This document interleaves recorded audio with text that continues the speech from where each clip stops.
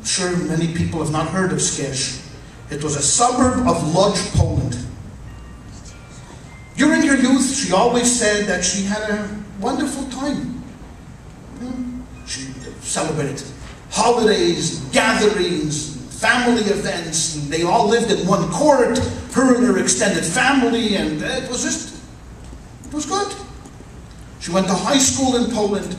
She mastered Polish and German, Yiddish, of course.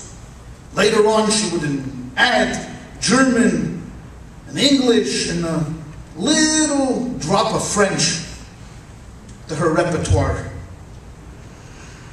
She had a wonderful childhood. Her grandfather was a businessman. Her father worked in the grandfather's business.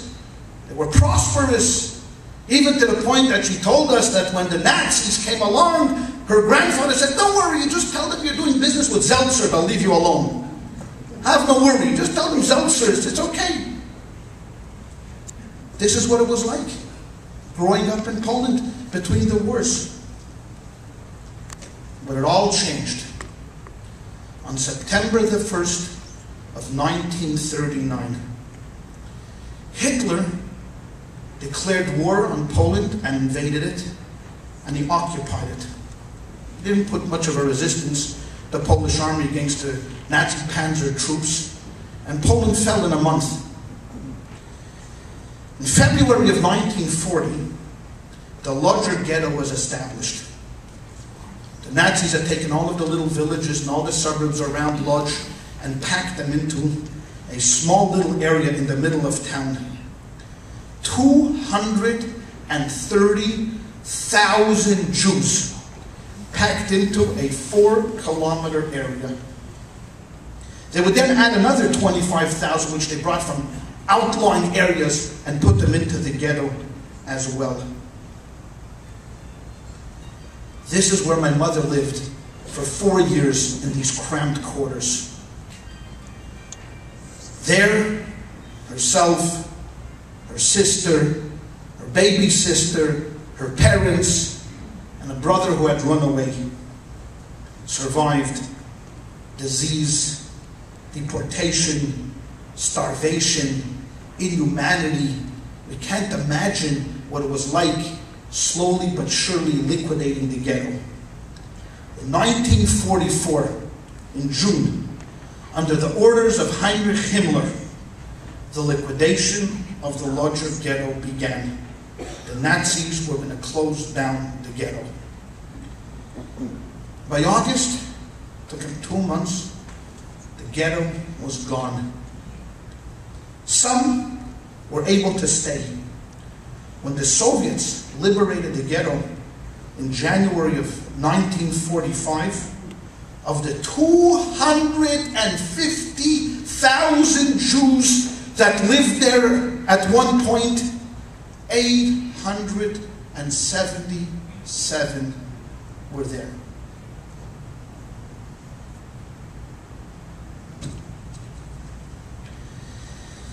My mother and her second sister, the baby didn't want to go.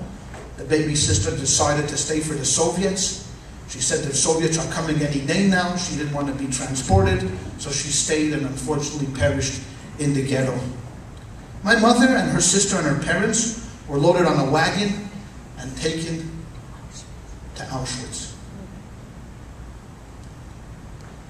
My mother remembers coming out of the train. Her sister, they had long flowing hair. Her parents, tumult, middle of the night, dogs barking, soldiers with machine guns. They had, gone a number of weeks coming to Auschwitz. They meet Mengele. The infamous Dr. Mengele. And Mengele does his selection. He tells my mother and her sister, okay, you go there, and they tell the parents, you go there.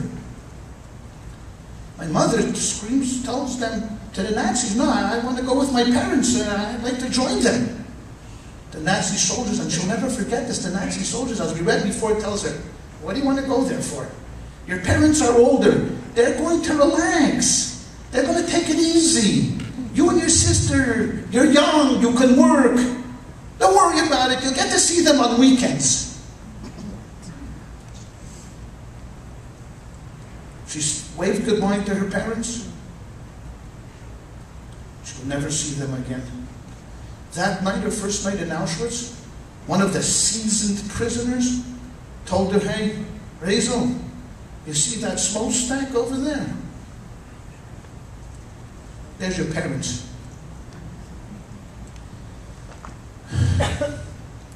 Time is too short to tell every story about what happened in Auschwitz, but the worst day for my mother was not seeing the death and the destruction all around her. The worst day was when a transport of Hungarian children came, and my mother had to separate the clothing, as we read before. She had to set aside everything, the shoes and the clothing, and knowing that these precious children went the same way with her parents, that was the hardest day for her in Auschwitz.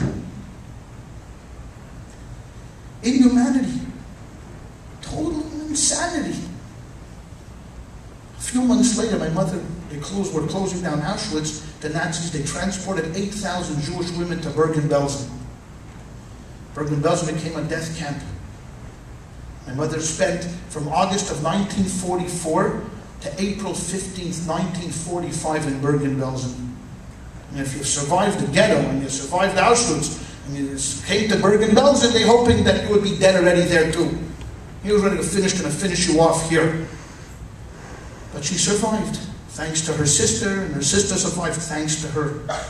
And this week we're going to celebrate the 65th anniversary of the liberation on April the 15th of Bergen-Belsen. When the gates opened up, my mother was skin and bones. Her sister, skin and bones. Looking around after the war for relatives. She had lost her parents, her grandparents, uncles, aunts, 85 first cousins, all gone. Gone. History. She then emigrated to Sweden. Sweden had opened up its borders to take in displaced persons because I'm not going to go back to Poland. There was nothing in Poland. She spent some time in Sweden, learned how to speak Swedish, worked in Sweden, and then got a visa to come to Canada. In Canada, she met Shmuel Perelmuter, my father. They married. I had a sister. She's older than me, although she'll never admit it. I'm catching up, but she's still a little older than me. And March 4th, 1956, that's when I come into the picture. I've always considered myself a miracle child. One, because of the miracle of my mother's determination that she would have children. Why should she have children? Why? She saw 1.5 million children perish by the hands of the bloody murderers. Why should she get married? Why should my father get married? My father lost everybody. Brothers, sisters, uncle, aunts, had nobody in the world, a few distant cousins around the globe. So I thank her for having the courage, the fortitude, to be able to pick herself up from hell and start a family. And she wasn't young. In 1956, my mother was over 40 years old. Maybe today it's more normal to have children at that age, but certainly not then. She was not a healthy woman.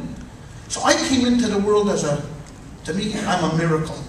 A walking testimony of what people can do, even through the greatest horrors that mankind can place upon them. My mother, for those who are second generation Holocaust survivors, will be able to relate to what I'm going to say now.